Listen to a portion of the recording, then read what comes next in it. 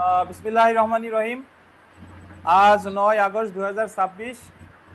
আমরা Bangladesh bar council লিখিত ব্যাচে যে মডেল টেস্টের তৃতীয় মডেল টেস্ট দেওয়ানি কার্যবিধির প্রশ্নটা আগে আলোচনা করব, তারপরে আমরা দণ্ডবিধি আলোচনা করব এবং দণ্ডবিধি আজকে আমরা শেষ করব ইনশাআল্লাহ।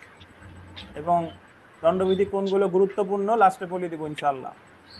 তো প্রথমে আমরা গতদিনের একের ক নাম্বার যে প্রশ্নটা, এটা যদি একটু দেখি, দেখেন যে the court may at any stage of the proceedings allow either party to amend the pleadings. মূল মকদ্দমা আপিল চলাকালে এই ধারণার প্রয়োগযোগ্যতা ব্যাখ্যা করুন। এই ধরনের প্রশ্ন যদি আসে, এটার অর্থ হলো যে আদালত একটা মামলার বা কার্যধারার যে কোনো পর্যায়ে প্লিডিং সংশোধনের অনুমতি দিতে পারে। এটা মূল মামলা এবং আপিল চলাকালে এটার প্রয়োগযোগ্যতা ব্যাখ্যা করতে বলছে। তো এটা আপনি লিখবেন কিভাবে? এটা আপনার লিখতে হলে প্রথমে আপনাকে লিখতে হবে যে প্লিডিংস কি। প্লিডিংস এর আপনি প্লিডিংস কি একটু বিস্তারিত লিখলেন, তারপর প্লিডিংস এর সংশোধনের যে শর্তাবলী এটা লিখলেন। শর্তাবলী লেখার পরে তারপরে আপনি চলে গেলেন যে এই টাইটেলটা দিবেন, the court may at any stage of the proceedings allow either party to amend the pleadings, অথবা যে একটা মামলার যে কোনো পর্যায়ে বা কখন প্লিডিং সংশোধন করা যায়। এরপর আপনি একটু বিস্তারিত আলোচনা করলেন যে কখন কখন যায়, এবং সবশেষে শেষ করবেন ওই যে রাধাকৃষ্ণ দ্বারকানাথ যে মামলা আছে, এবং ওই মামলার প্রেক্ষিতে বলা যায় আপিল পর্যায়ে প্লিডিং সংশোধন করা যায়, এমনকি রায় ঘোষণার পরে মানেই তো আপিল পর্যায়ে, এমনকি জারি মামলার পর্যায়ে গিয়েও প্লিডিং সংশোধিত হতে পারে। তাই আলোচনার পরিশেষে বলা যায় যে the court may at any stage of the proceedings allow either party to amend the pleadings. এখন আপনারা যারা পরীক্ষার্থী তারা করেন কি, তারা প্রশ্নে ধরেন জানতে চাইছে the court may at any stage of the proceedings allow either party to amend the pleadings, এই কথাটি, এই লাইনটি আপনার প্রশ্নের কোথাও নাই, অথচ আপনি প্লিডিংস রিলেটেড আলোচনা করছেন এবং ওখানে কোনো কিছু টাইটেল দেন নাই, প্লিডিংস কি এই টাইটেল দেন নাই, প্লিডিংস এর শর্তাবলী দেন নাই, লেখছেন সবকিছুই ওই জায়গা, কিন্তু ওই জায়গা কোনো টাইটেল দেন নাই। কিন্তু আমার লেখা উচিত ছিল কি, আমি যা লিখবো সেটার একটু টাইটেল দিয়ে শিরোনাম দিয়ে আন্ডারলাইন করবো, প্লিডিংস কোলন দিয়ে আন্ডারলাইন মানে বিসর্গ দিয়ে আন্ডারলাইন, তারপরে প্লিডিংস এর পরিবর্তনের বা সংশোধনের শর্তাবলী একটু স্পেস দিয়ে প্যারা আকারে, যাতে আমার উত্তরটা দেখতে ভালো লাগে এবং আমি এই উত্তরে কি কি দিচ্ছি এটা যাতে সংক্ষেপে আমার পরীক্ষকের চোখে পড়ে, বুঝছেন? কিন্তু আপনি এগুলার কোনো টাইটেল দিলেন না, আপনি একেবারে ঢালাও ভাবে লিখে ফেলছেন। ওই জায়গায় কি লেখছেন না না লেখছেন ওনার পুরো পরিটা পড়া লাগবে, এবং আপনি একটু সাজাই গুছাইয়া লেখেন নাই। বুঝাইতে পারলাম? আচ্ছা দেখেন, আমরা চলে আসি একের খ নাম্বার প্রশ্ন। জমির মালিকানা নিয়ে ক ক্ষয়ের বিরুদ্ধে উইলের ভিত্তিতে প্রথমে মামলা করে হেরে যায়। প্রথমে মামলা করছে ক ক্ষয়ের বিরুদ্ধে, যে উইল মলে এই সম্পত্তির মালিক হলো সে, ক দাবি করতেছে। পরবর্তীতে একই জমির জন্য ক পূর্ব পরিচিত একটি হেবা বা দানপত্রের ভিত্তিতে দ্বিতীয় মামলা দায়ের করে, যা সে প্রথম মামলা ইচ্ছা করলেই উত্থাপন করেনি, ইচ্ছা করেই উত্থাপন করেনি। মানে ক প্রথমে মামলা করছে, দাবি করতেছে এই জমির মালিক আমি উইলের ভিত্তিতে, পরে আবার দাবি করতেছে ওই মামলায় হেরে যাওয়ার পরে হেবার ভিত্তিতে দাবি করতেছে, বাট হেবার যে কথাটা এটা ইচ্ছা করলে সে আগের মামলাই দেখাতে পারত। পরবর্তী মামলার পরিণতি কি হবে? পরবর্তী মামলাটা কি হবে বলেন তো? কনস্ট্রাকটিভ রেস জুডিকাটা, পরোক্ষ দোষ দ্বারা কি হবে? বারিত হবে। সো একটা কথা, যে কারণ বা যে যুক্তি আমি আগের মামলায় দেখাতে পারতাম, ওই কারণ বা ওই যুক্তি যদি আমি আগের মামলায় না দেখাই, তাহলে আমার অধিকার ওখানেই শেষ, পরবর্তীতে আমি আর দেখাতে পারবো না। তাহলে পরবর্তী মামলা কি হবে? কনস্ট্রাকটিভ রেস জুডিকাটা দ্বারা বারিত হবে। বুঝেছেন? 11-4, জি। শুধু এখন 4 যদি মনে না থাকে তাহলে শুধু 11 দিবেন, 11 দিবেন। দেখেন, আচ্ছা 2 এর ক দেখেন, every suit shall be instituted, প্রতিটি মামলা দায়ের করতে হবে ইন দা কোর্ট, আদালতে, of the lowest grade competent to try, বিচার করার ক্ষমতা সম্পন্ন সর্বনিম্ন স্তরের আদালত। প্রতিটি মামলা দায়ের করতে হবে বিচার করার ক্ষমতা সম্পন্ন সর্বনিম্ন স্তরের আদালতে। এখন এই প্রশ্নের উত্তরটা কিভাবে লিখলে ভালো হয় নির্দিষ্ট সময়ের মধ্যে? আমরা এই প্রশ্নের উত্তরটা অ্যাকচুয়ালি লিখতে হবে, আমরা যে এখতিয়ার পড়ছি না, 3 প্রকার এখতিয়ার, বিষয়গত আঞ্চলিক আর্থিক, এটার উত্তর হলো আর্থিক এখতিয়ার। তো আপনি আগে শুরু করবেন 9 ধারা। 9 ধারা দিয়ে যে পারিত না হলে সকল প্রকারের দেওয়ানি মামলা দেওয়ানি আদালতে দায়ের করা যায়। দেওয়ানি আদালতের বিভিন্ন প্রকার এখতিয়ার হলো এত এত এত। তারপরে আপনি আর্থিক এখতিয়ারে কি বলছে, কোথায় কোথায় মামলা করা যায় বিস্তারিত বলবেন। বলার পরে আপনি বলে দিবেন যে যে একটা, প্রথমে বললেন যে সিভিল কোর্টস অ্যাক্টের 18 ধারা অনুসারে জেলা জজ আর যুগ্ম জেলা জজ আর্থিক এখতিয়ার অসীম, মানে যে কোনো মূল্যমানের মামলা এই আদালতে দায়ের করা যায়। অপরদিকে সিভিল কোর্টস অ্যাক্টের 19 ধারা অনুসারে সিভিল জজের আর্থিক এখতিয়ার 1 থেকে 15 লাখ, সিনিয়র জজ বা সিভিল জজের আর্থিক এখতিয়ার 1 থেকে 25 লাখ। এখন একটা উদাহরণ দিতে হবে এই প্রশ্নে। উদাহরণ ধরা যাক একটা 10 লাখ টাকা মূল্যমানের মামলা, এই মামলাটা কোথায় দায়ের করবে বাদী? উপরের ব্যাখ্যা অনুসারে সিভিল কোর্টস অ্যাক্টের 18 এবং 19-এর ব্যাখ্যা অনুসারে 10 লাখ টাকার মূল্যমানের মামলায় 4টা আদালতে দায়ের করা যায়, কিন্তু দায়ের করতে হবে কোন আদালতে? দায়ের করতে হবে দেওয়ানি কার্যবিধির 15 ধারার শর্ত অনুসারে। দেওয়ানি কার্যবিধির 15 ধারায় কি বলেছে? যে বিচার করার ক্ষমতা সম্পন্ন সর্বনিম্ন স্তরের আদালতে দায়ের করতে হবে। তাই এই মামলাটা 4টা আদালতে দায়ের করা গেলেও এই দেখতে হবে যে এই 4টার মধ্যে সর্বনিম্ন স্তরের আদালত কোনটি। তাহলে 4টার ভিতরে সর্বনিম্ন স্তরের আদালত কি? সিভিল জাজ। তাহলে এই মামলাটা দায়ের করতে হবে কার কাছে? সিভিল জাজের কাছে। তাই আলোচনার পরিশেষে বলা যায় যে every suit shall be instituted in the court of the lowest grade competent to try. বুঝছেন? আচ্ছা, তো এখানে কিন্তু 16, 17, 18, 19, 20 এগুলা কিন্তু লেখার প্রয়োজন নাই, যদি কেউ লেখেন অপ্রাসঙ্গিক। বুঝছেন? এই জায়গায় আমরা আর্থিক এখতিয়ারের ভিতরে 16, 17, 18, 19, 20 কিন্তু নাই। বুঝছেন? হ্যাঁ, ওটা তো সিভিল কোর্টস অ্যাক্টের, কিন্তু দেওয়ানি কার্যবিধি 16, 17, 18, 19, 20 এগুলোর দরকার নাই, শুধু আর্থিক এখতিয়ার দিয়ে উদাহরণ দিলে হচ্ছে। বুঝছেন? আর আপনি যদি আঞ্চলিক এখতিয়ার 16, 17, 18, 19 লেখেন তো অনেক বড় হয়ে যাবে, আপনি তো সময় পাবেন না, আর ওই জিনিসটা জায়গায় চাই নাই। আচ্ছা দেখেন, গন্ধ যত নিবেন তত পরীক্ষার প্রশ্ন সহজ হবে। দেখেন, বিথিকা গোপালগঞ্জে বসবাস করেন, তাহলে বিথিকার বাড়ি কোথায়? গোপাল। খুলনার বাসিন্দা আরিফ বিথিকার বাসা থেকে একটি কালী মূর্তি সাতক্ষীরা নিয়ে যায়। বিথিকার বাড়ি হলো গোপালগঞ্জ, খুলনার বাড়ি হলো আরিফের। আরিফ করছে কি? গোপালগঞ্জ আইসা বিথিকার বাসা একটা কালী মূর্তি ছিল, এই কালী মূর্তি কোথায় নিয়ে গেছে? সাতক্ষীরা। বিথিকা উক্ত মূর্তি উদ্ধারের মামলা করার জন্য আপনার কাছে আসলে আপনি কি পরামর্শ দিবেন? অস্থাবর সম্পত্তি উদ্ধার 16 ধারা। আপনি বলবেন যে অস্থাবর সম্পত্তি উদ্ধারের মামলা করতে হয়, অস্থাবর সম্পত্তি যেখানে মামলা সেখানে। তাহলে বিথিকা এখানে মূর্তি উদ্ধারের মামলা করবে কোথায়? সাতক্ষীরা। ক্লিয়ার? এখন অনেকে আপনারা অস্থাবর সম্পত্তি ভাবলেই ধরে নেন 19 ধারা, না, যদি অস্থাবর সম্পত্তির ক্ষতিপূরণ হতো তাহলে হলো 19।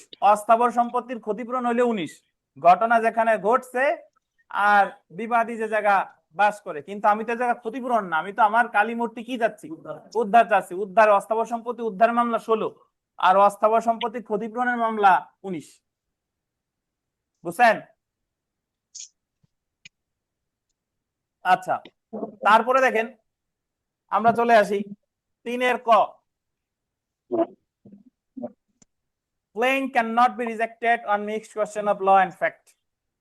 The Code of Civil Procedure 1908 এর বিধান অনুযায়ী আজই প্রত্যাখ্যানের সুনির্দিষ্ট কারণ সমূহ উল্লেখপূর্বক মন্তব্যটি ব্যাখ্যা করুন।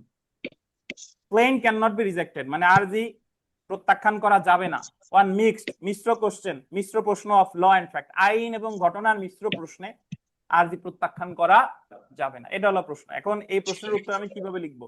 এই প্রশ্নের উত্তর আগে আরজি কি বললেন? আরজি খারিজ করে 7 আদেশের কততে? 11তে।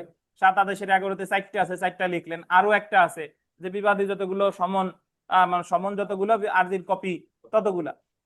তারপরে আপনি এতটুকু লেখার পরে তারপরে আমি লিখব যে কিছু কিছু ক্ষেত্র আছে যে সকল ক্ষেত্রে আরজি যখন প্রত্যাখ্যানের প্রশ্ন উঠে তখন অপরপক্ষ দাবি করতে পারে এই জায়গায় ঘটনা এবং আইনের মিশ্র প্রশ্ন জড়িত। যে বাদী দাবি করতেছে যে এই মামলাটা তামাদি দ্বারা বাড়িত, সরি বিবাদী দাবি করতেছে তামাদি দ্বারা বাড়িত, এখন বাদী বলতেছে যে এটা তামাদি দ্বারা বাড়িত না, আমার সাক্ষী আছে।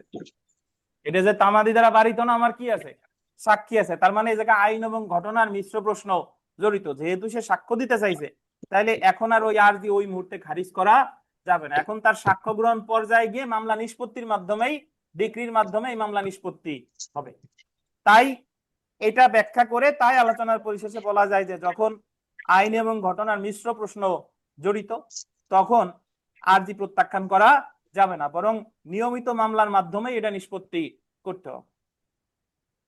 আচ্ছা, এরপরে আপনি আর্জি খারিজের বিরুদ্ধে প্রতিকার মতিকার কি এগুলো দিলে দিলেন, না দিলে নাই, বাট মেইন উত্তর কিন্তু এতটুকু। আচ্ছা, আমরা চলে আসি 3 খ। ক, সরকারি প্রাথমিক বিদ্যালয়ের একজন শিক্ষক। ক, একজন শিক্ষক কোথায়, সরকারি প্রাথমিক মানে সরকারি চাকরি করে।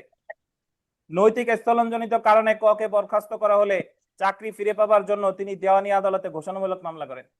ধরেন ওই শিক্ষকের চাকরি সরকার বরখাস্ত করছে, তার বিরুদ্ধে অভিযোগ আছে যে সে যে কোনো একটা অনৈতিক কাজ করছে, তারে বরখাস্ত করছে। এখন তিনি মামলা করছেন ঘোষণামূলক মামলা। উক্ত মামলায় ক কি প্রতিকার পেতে পারে আলোচনা করুন। একটা বিষয় দেখেন, এই মামলায়, এই ঘোষণামূলক মামলায় ক অ্যাকচুয়ালি কোনো প্রতিকার পাবে না। যদি বলেন কেন স্যার পাবে না, কারণ সরকারি কর্মকর্তার মামলা দেওয়ানি আদালতে করা যায় না, এটা আইন দ্বারা বাড়িত। সরকারি কর্মকর্তার মামলা হবে প্রশাসনিক ট্রাইব্যুনালে। সো এই জায়গায় ওই বিবাদী পক্ষ আপত্তি করুক বা না করুক, আদালত এক সময় এই মামলা কি করে দিবে, খারিজ করে দিবে, আর্জি খারিজ করে দিবে, আর্জি খারিজ করে দিবে। কেন খারিজ করে দিবে? কারণ সরকারি চাকরি রিলেটেড মামলা দেওয়ানি আদালতে করা যায় না, এটা প্রশাসনিক ট্রাইব্যুনালে মামলা হবে। তাই আপনি এখানে আলোচনা করতে পারেন যে 7 আদেশের 11-4 নম্বর বিধি অনুসারে 11-4, যে যদি ওই মামলাটি আইন দ্বারা বাড়িত হয়, তাহলে কয়ের আর্জি আদালত কি করে দিবে, খারিজ করে দিবে। এই তো, তাহলে এই জায়গায় কয়ের এই মামলায় কোনো প্রতিকার আছে? এই কয়ের এই মামলায় কোনো প্রতিকার নাই।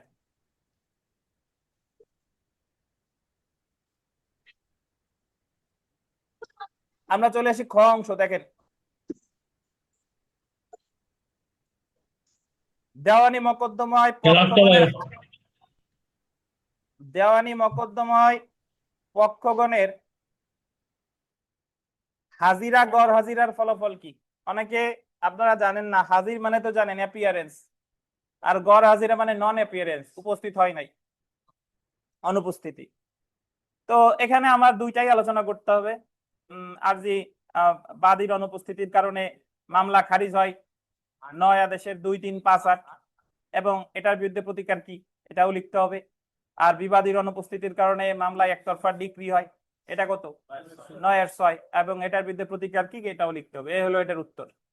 সো আপনি লিখলে এরকম লিখলে ভালো হয়, আগে মামলা খারিজ কেন হয় লিখলেন, 2, 3-এ কেন খারিজ হয় লিখলেন, 2, 3-এর প্রতিকার 4, 5-এ কেন খারিজ হয় লিখলেন, 5-এর প্রতিকার 5, 8-এ কেন খারিজ হয় লিখলেন, 8-এর প্রতিকার 9 আর 9 ক। এরপরে আপনি চলে আসলেন যে একতরফা বিবাদীর অনুপস্থিতির কারণে কি হয়, একতরফা ডিক্রি হয়, 9-6 লিখলেন, তারপর 9-6 বিরুদ্ধে যে প্রতিকার আছে তাই লিখলেন।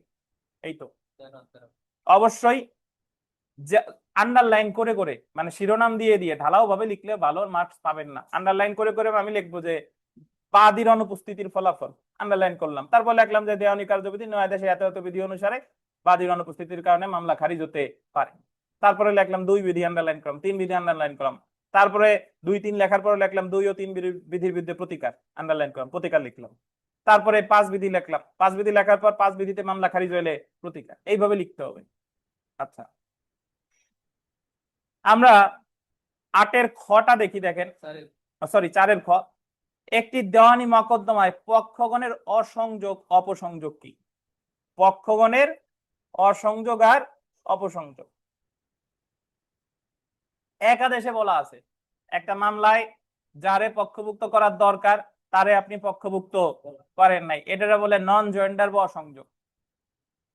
আর যারে পক্ষভুক্ত করার দরকার তারে না কইরা ভুল করে আর একজনের পক্ষভুক্ত করছেন, এটা বলে মিস জয়েন্ডার বা অপসংযোগ।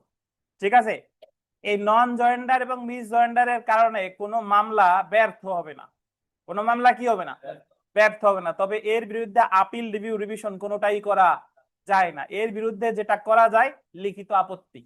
লিখিত 1 আদেশের 13 বিধিতে বলা আছে যে মামলার প্রথম শুনানিতে বা বিচার্য বিষয় নির্ধারণের সময় অথবা তার পূর্বে এই নন জয়েন্ডার বা মিস জয়েন্ডারের বিরুদ্ধে লিখিত আপত্তি দেওয়া যায়। আপনার বিধিটি মনে না থাকলে সমস্যা নাই, কিন্তু এই নন জয়েন্ডার বা মিস জয়েন্ডারের বিরুদ্ধে প্রতিকার কি?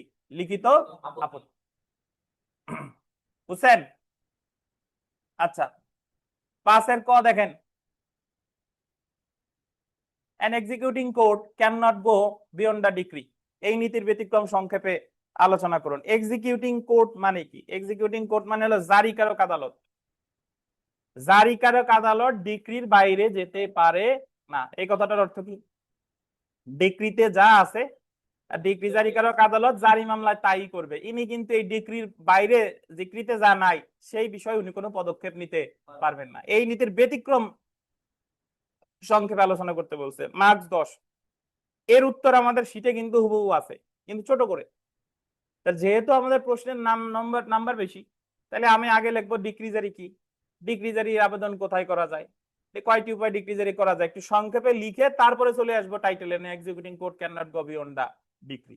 ওই যে ডিক্রিটি অর্থবোধক হলে তারপরে ডিক্রির ভাষা যদি মানে বোঝা না যায়, বা যে ক্ষেত্রে ওই সুরটুর যা যা আছে কয়েকটা কারণ আছে, এগুলা দিয়ে তারপর আলোচনার পরিশেষে বলা যায় যে an executing court cannot go beyond the decree। 5 খ দেখেন, কামাল জমির দখল পুনরুদ্ধার সংক্রান্ত মামলায় জামালের বিরুদ্ধে ডিক্রি জারি মামলায় আদালতের কর্মচারী প্রতিবেদন দেয় যে কামাল বরাবর জমিটির দখল বুঝাই দেওয়া হয়েছে। কামাল হলো বাদী, তিনি মামলা করছে জামালের বিরুদ্ধে এবং কামাল জয়লাভ করছে। জয়লাভ করার পরে জারি মামলা করছে। জারি মামলায় বলা হয়েছে যে কামালের জমি বুঝাই দেওয়া হয়েছে, জামালের জমি বুঝাই দেওয়া হয়েছে। কিন্তু তৃতীয় পক্ষ শিপন উক্ত আদালতে দরখাস্ত দিয়ে অভিযোগ করে যে মামলার জমির পরিবর্তে পার্শ্ববর্তী জমি অর্থাৎ শিপনের মালিকানাধীন জমির দখল বুঝাই দেওয়া হয়েছে। তৃতীয় পক্ষ এসে শিপন বলতেছে যে অনার, আমি তো এই মামলার কেউ না, কিন্তু জারি মামলায় বুঝাই দিয়েছে তো আমার জমি, সে কারণে শিপন তার জমির দখল পুনর্বহাল চায়। কামাল দাবি অস্বীকার করে। কামাল বলতেছে যে না, এরকম কোনো ঘটনা ঘটে না। এক্ষেত্রে শিপনের প্রতিকার কি? এখানে শিপনের প্রতিকার 21 আদেশের 103 বিধির অধীন আবেদন করা, এবং আদালত অনুসন্ধান করে যদি দেখে যে আসলেই শিপনের জমি বুঝাইয়া দিছে, তাহলে শিপন তার জমি কি বুঝাইয়া দিবে। আর আদালত যদি দেখে যে না, এরকম কোনো ঘটনা ঘটে নাই, তাহলে শিপনের সত্য ঘোষণার মামলা বা অন্যান্য যে দেওয়ানি মামলা আছে সেই মামলা তাকে করতে হবে। আমরা চলে আসি গ অংশ। সেট অফ বলতে কি বুঝেন? সেট অফ অর্থ আদায়ের মামলায় বাদী যে অর্থ দাবি করছে, বিবাদী এসে বলে যদি আমিও বাদীর কাছে বাদীর দাবির সমান অথবা কম পাই, সমান অথবা কম পাই, সেটার বলে সেট অফ। অনুরূপ ওজন কখন তোলা যায়? সেট অফের দাবি, ওজন মানে অজুহাত বা দাবি, কখন তোলা যায়? একটা মামলার আপনার সম্ভাব্য প্রথম সুযোগে বা বিচার্য বিষয় নির্ধারণের সময় অথবা তার পূর্বে, পরেও কিন্তু তোলা যায়, তবে সেই ক্ষেত্রে আদালতের কি লাগে? অনুমতি লাগে। বাদীর মামলার দাবির গুণাগুণ বিচারে এর আইনগত মূল্য কতটুকু?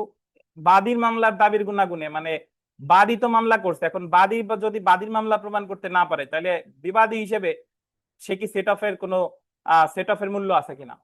আছে। বাদী তার মামলা প্রমাণ করুক বা না করুক, বিবাদী কিন্তু সেট অফের মাধ্যমে সে তার দাবি সমন্বয় করার অধিকারী।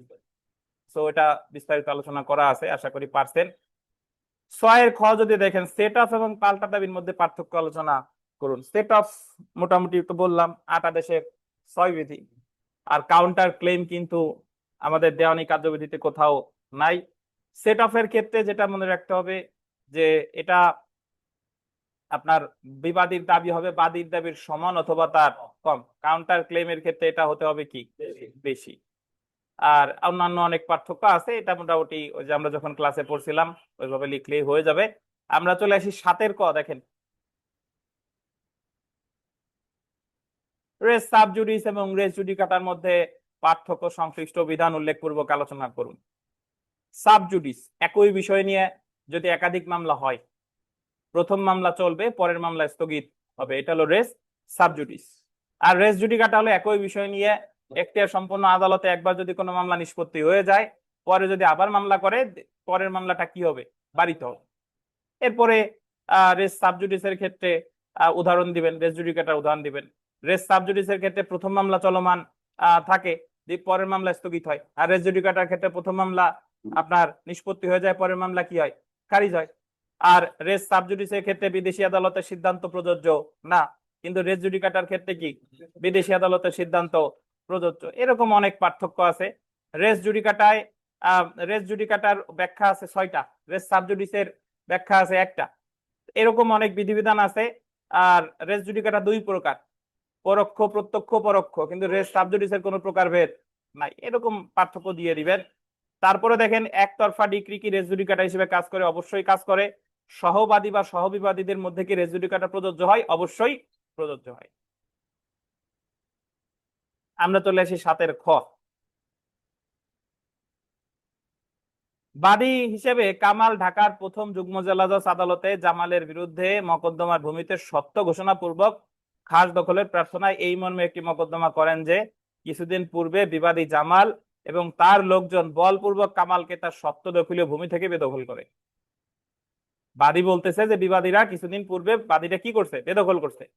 মকদ্দমার চূড়ান্ত শুনানির জন্য ধার্য দিনে জামাল হঠাৎ অসুস্থ হয়ে পড়ে এবং মকদ্দমার কোনো পদক্ষেপ গ্রহণ করতে পারে নাই। যিনি বিবাদী তিনি মামলায় হঠাৎ অসুস্থ হয়ে পড়ে এবং শুনানির দিন উপস্থিত হতে পারে নাই। ফলে মকদ্দমাটি কামালের পক্ষে একতরফা সূত্রে ডিক্রি হয়। মানে কামালের পক্ষে গেছে, বিরুদ্ধে গেছে কার? জামালের।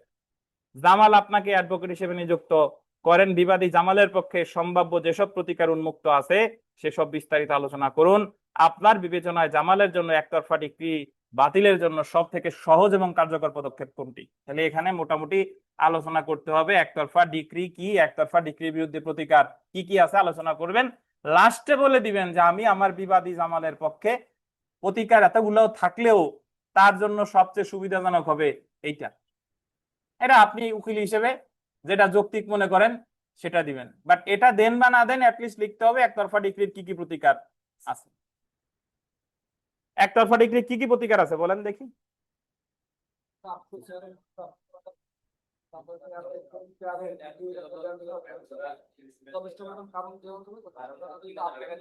একতরফা ডিক্রির বিরুদ্ধে আপিল করা যায় 96 ধারায়। একতরফা ডিক্রি রদের আবেদন করা যায় 9-13, সরাসরি রদের আবেদন করা যায় 9-13 ক, আর রিভিউ করা যায় 47-87 এক বিধিতে। এই তো বুঝছেন। আমরা ঘ অংশে চলে আসি। No order of ad interim or temporary injunction without hearing the opposite party is permissible. অপর পক্ষরে না শুনে কোন অন্তর্বর্তীকালীন বা অস্থায়ী নিষেধাজ্ঞার আদেশ প্রদান করা যাবে। অর্থাৎ আপনি যদি অপর পক্ষকে শুনে তারপরেই দিতে পারবেন, এটা মূল্যায়ন করতে বলছে 39 আদেশ অনুসারে। এটা কতটুকু সত্য? প্রথম কথা হলো এটা সত্য, বাট এটা সত্য সেই ক্ষেত্রে যে ক্ষেত্রে কোন মামলার বিবাদী, মানে আপনি যে অস্থায়ী নিষেধাজ্ঞাটা চাইতেছেন এই কার বিরুদ্ধে চাইতেছেন? সরকার, সরকার বা স্বায়ত্তশাসিত প্রতিষ্ঠান। সরকারের উন্নয়নমূলক কর্মকাণ্ডের ক্ষেত্রে, জনস্বার্থের ক্ষেত্রে আপনি যদি অস্থায়ী নিষেধাজ্ঞা চান বা অন্তর্বর্তীকালীন নিষেধাজ্ঞা চান, ওই সরকারকে শুনানির সুযোগ না দিয়ে জীবনও আপনারে এই অস্থায়ী নিষেধাজ্ঞা বা অন্তর্বর্তীকালীন নিষেধাজ্ঞার আদেশ আপনারে দিবে 39 আদেশের 5 ক। 39 আদেশের 5 ক। তবে বেসরকারি কোনো কর্তৃপক্ষের বিরুদ্ধে দিতে কোনো বাধা নাই। তো এইগুলো একটু অস্থায়ী নিষেধাজ্ঞা কি একটু বললেন, তারপরে এই লাইনটা দিয়ে টাইটেল দিয়ে কি কি আলোচনা করিয়া তারপরে আলোচনার পর শেষ ফিনিশিং দিবেন। যত আলোচনার পরিশেষে বলা যায় যে no order of ad interim or temporary injunction without hearing the opposite party is permissible. আমরা চলে আসি 8-এর খ। একটি দেওয়ানি মামলায় অস্থায়ী নিষেধাজ্ঞার আদেশ হওয়ার কিছুদিন পর মামলাটি বাদীর অনুপস্থিতির কারণে খারিজ হয়। মানে বাদী অস্থায়ী নিষেধাজ্ঞার আদেশ পাইছিল, পাওয়ার পরে তার মামলা তার অনুপস্থিতির কারণে কি হয়েছে? খারিজ হয়েছে। মানে যে অস্থায়ী নিষেধাজ্ঞার আদেশের সুফল ভোগ করছে তার অনুপস্থিতির কারণে মামলাটা খারিজ হয়েছে। পরবর্তীতে মামলাটি দেওয়ানি কার্যবিধি এর 9 আদেশের 9 বিধি অনুসারে পুনরুজ্জীবিত হয়। খারিজ হওয়ার পর ওই খারিজ আদেশটা রদের আবেদন করছিল এবং রদ করছে 9 আদেশের 9-তে। উক্ত মামলায় অস্থায়ী নিষেধাজ্ঞার আদেশ বলবৎ আছে কি? 9 আদেশের 39 আদেশের 5 কতে বলা আছে যে আপনি অস্থায়ী নিষেধাজ্ঞার আদেশ পাবার পরে যদি আপনার মামলা খারিজ হয় অথবা যদি আপনি মুলতবির আবেদন করেন, তাহলে সেই ক্ষেত্রে পরবর্তীতে যখনই খারিজ হলো বা যখনই মুলতবি আবেদন করলেন, আপনার অস্থায়ী নিষেধাজ্ঞার আদেশ আপনার পক্ষে আর বহাল নাই। পরবর্তীতে মামলা পুনরুজ্জীবিত হলেও আপনি ওই অস্থায়ী নিষেধাজ্ঞার আদেশ আর বহাল আপনার পক্ষে থাকবে না, বরং ওইগুলা যদি পেতে চান আবার আপনাকে নতুন করে দরখাস্ত করতে হবে। এ হলো কথা। আমরা চলে এসি 9 ক।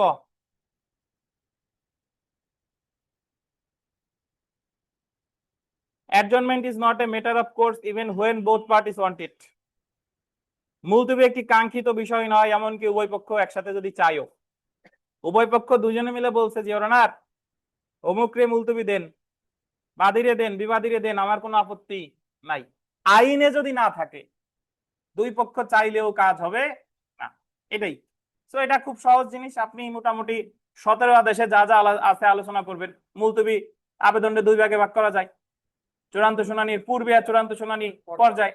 চূড়ান্ত শুনানির পূর্বে খরচ ছাড়া কয়বার, খরচ সহ কয়বার, পরে পর্যায়ে খরচ ছাড়া কয়বার, খরচ সহ কয়বার, আর তারপরে এই মামলা যদি একবার মানে খরচ যদি না দেয় তাহলে সেই ক্ষেত্রে কি হবে, তারপরে রিভাইভাল অফ প্রসিডিংস, এইগুলা বিস্তারিত আলোচনা করে তারপর লাস্টে যে লিখবেন, অতএব আলোচনার পরিশেষে বলা যায় যে adjournment is not a matter of course even when both parties want ইট।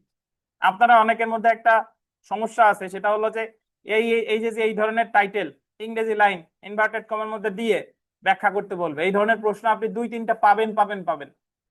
দেওয়া নিতে পান আর সাক্ষ্য দিতে পান আর তামা দিতে পান, যে জায়গায় পান এই প্রশ্ন পাওয়াই লাগবে। সো আপনারা যেটা করেন কি, যে উত্তর লিখছেন কিন্তু এই লাইনটা কোথাও লেখেন নাই, এটা বললে হবে না। হয় প্রথমে লিখবেন, আর না এলে যা লেখেন না বুঝেন আর না বুঝেন, অথবা আলোচনার পরিশেষে বলা যায় যে এই যদি একেবারেই না বুঝেন যে এই লাইন দ্বারা কি বুঝাইছে, একেবারেই যদি আমি না বুঝি কিন্তু এগুলা লিখবো, তাহলে কখন, সবার শেষ। দেখেন আমরা 9 খতে আসি। ক, ক্ষয়ের বিরুদ্ধে স্থাবর সম্পত্তির দখল উদ্ধারে মামলা করেন।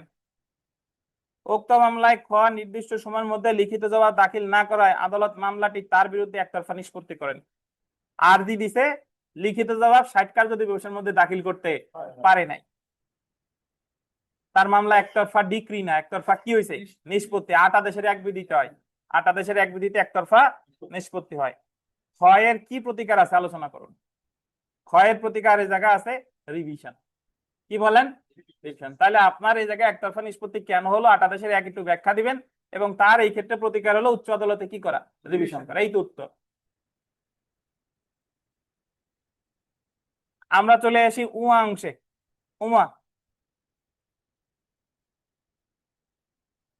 কোন ধরনের দেওয়ানি মকদ্দমা রায়ের আগে বিবাদী সম্পত্তি ক্রোকের প্রার্থনা করা যায়?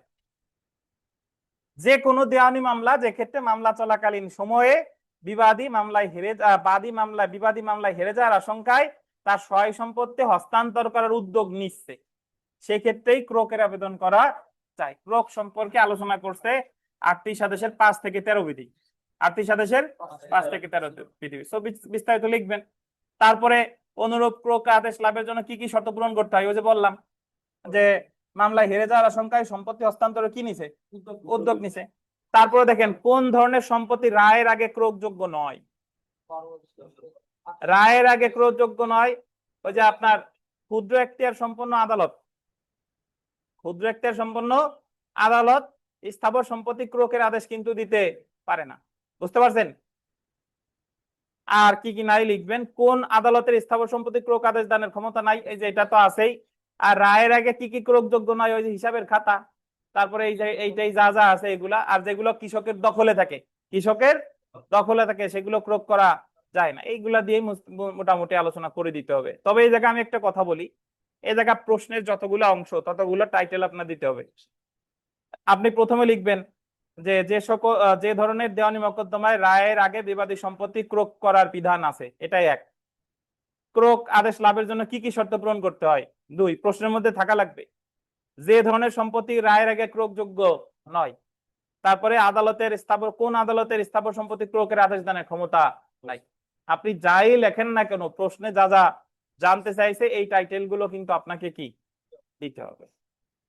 বুঝছেন? আচ্ছা, আমরা 10 খতে আসি। দেখেন জামাল কর্তৃক দায়েরকৃত মামলায় আদালত বিবাদী রহিমের বিরুদ্ধে বিরোধী ও সীমানা প্রাচীর না ভাঙার জন্য অস্থায়ী নিষেধাজ্ঞার আদেশ জারি করেন। এই নিষেধাজ্ঞার আদেশ অগ্রাহ্য করে বিবাদী রহিম বিরোধী ও সীমানা প্রাচীর ভেঙে ফেলে, মানে অস্থায়ী নিষেধাজ্ঞার আদেশ অমান্য করছে, অস্থায়ী নিষেধাজ্ঞার আদেশ অমান্য করছে। জামাল রহিমের বিরুদ্ধে কি প্রতিকার পেতে পারে?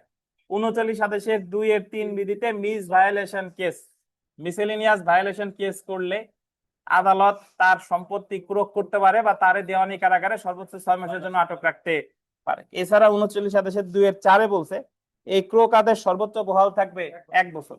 এর পরেও যদি অমান্য করা অব্যাহত রাখে তাহলে এই ক্রোককৃত সম্পত্তি বিক্রি করতে, এই তো বুঝছেন। আমরা চলে আসি 11 ক। Appeal is a continuation of suit. দেওয়ানি কার্যবিধি 1908 সংশ্লিষ্ট বিধান উল্লেখে উত্তর দিন। Appeal is a continuation of suit, এর কথার অর্থ কি? আপিল হলো মূল মামলার ধারাবাহিকতা, মানে যা বুঝাচ্ছে যে আপিল আলাদা কোনো ক্ষেত্র না, মূল মামলার একটা স্টেজ হচ্ছে আপিল। সো এটা আপনি আপিল কি, কোন আদালতে আপিল করা যায়, কোন কোন ক্ষেত্রে আপিল করা যায়, এইগুলা মোটামুটি বিস্তারিত আপিল রিলেটেড যা যা জানেন তাই লিখে লাস্টে লিখে দেবেন যে আলোচনার পরিশেষে বলা যায় যে appeal is a continuation of suit. বুঝছেন? আমরা চলে আসি 11 খ। আপনি মনে হয় প্রশ্ন পান নাই নাকি দেবানি? ঢাকা জেলার প্রথম সহকারী জজ আদালত একটি সত্য মামলায় পলাশের আর্জি সংশোধনের দরখাস্ত খারিজ করলে তার বিরুদ্ধে পলাশ জেলা জজ ঢাকা বরাবর একটি দেওয়ানি রিভিশন মামলা করেন। তার আর্জি সংশোধনের দরখাস্ত খারিজ করছে, এই কারণে ঢাকা জেলা জজ বরাবর রিভিশন করছে। উক্ত রিভিশনটি জেলা জজ আদালত কর্তৃক খারিজ হয়। জেলা জজ আদালত রিভিশন কি করে দিছে? খারিজ করে দিছে। এক্ষেত্রে পলাশের প্রতিকার কি?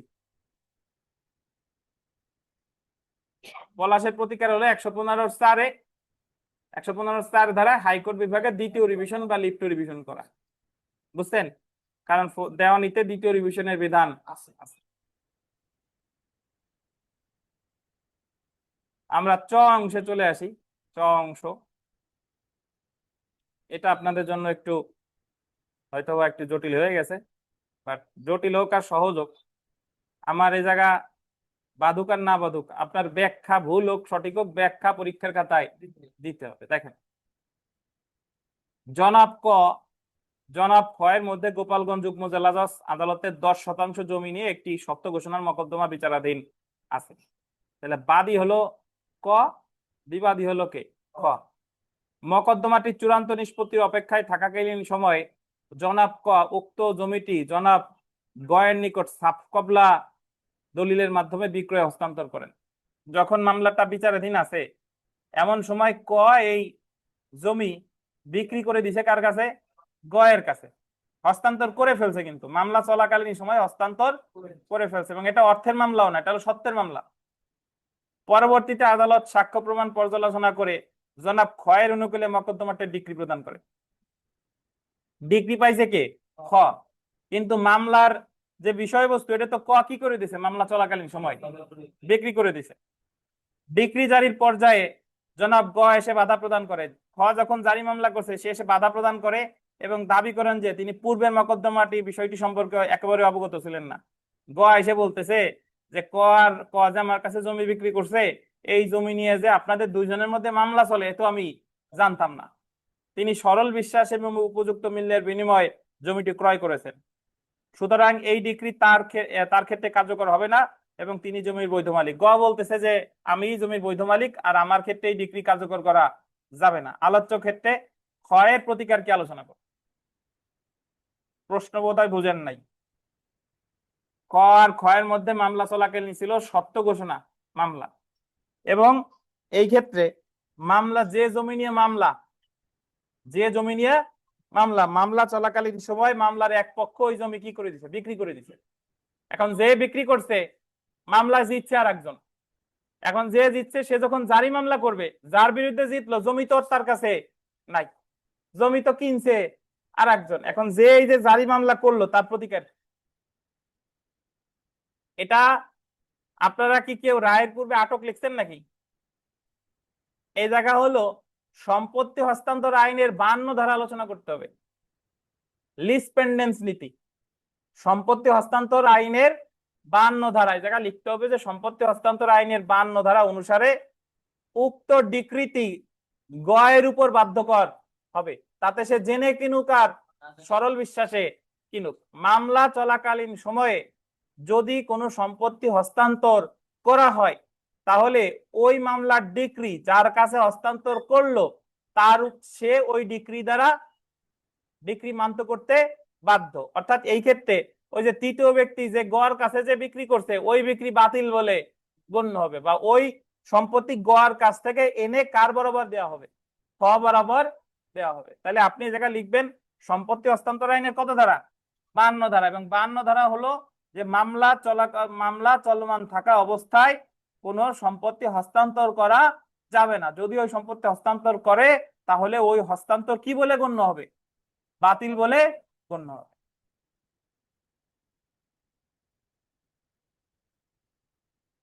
আমরা 13 নম্বর প্রশ্নটা পড়ে আমাদের এই আলোচনা শেষ হবে।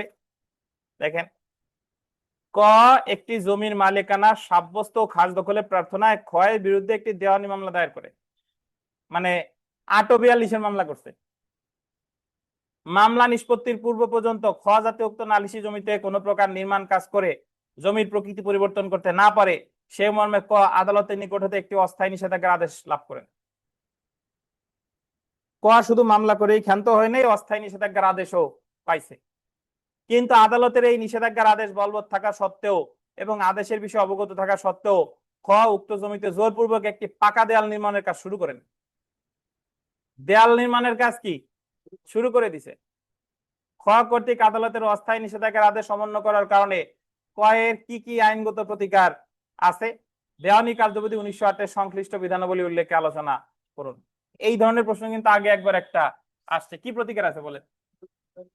ওই যে মিস ভায়োলেশন কেস, হ্যাঁ মিস ভায়োলেশন কেসেরই ওইটা বিষয়টা আলোচনা করতে হবে। তো যেহেতু মার্কস বেশি 10 মার্ক, আগে অস্থায়ী নিষেধাজ্ঞা কি, তারপর অস্থায়ী নিষেধাজ্ঞা কেন দেওয়া হয়, অস্থায়ী নিষেধাজ্ঞার আদেশ অমান্য করলে কি হয়, একটু বিস্তারিত দিয়ে দিবেন।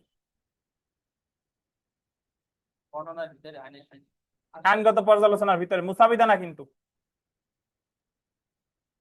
12-13 কোনোটাই মুসাবিদা চাই নাই, শুধু সমস্যামূলক প্রশ্ন। এই ছিল আমাদের দেওয়ানি কার্যবিধির মডেল টেস্ট 3 এর সমাধান এবং কিভাবে লিখবেন সেটা বিস্তারিত আলোচনা করলাম। আপনাদের কি কোনো প্রশ্ন আছে? প্রশ্ন থাকলে জিজ্ঞাসা করতে পারেন, আর না হলে আমরা এই আলোচনা শেষ করে আমরা আমাদের রেগুলার যে ক্লাস দণ্ডবিধির সেটা শুরু করব। এই মুহূর্তে আমাদের সামনে যারা আছেন অনলাইনে বা অফলাইনে, আপনাদের কোনো প্রশ্ন আছে কিনা?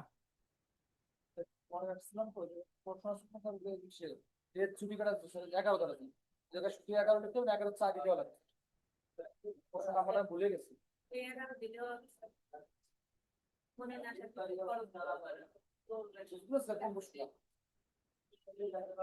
মামলা করে কাগজ দেখায় না, পরবর্তী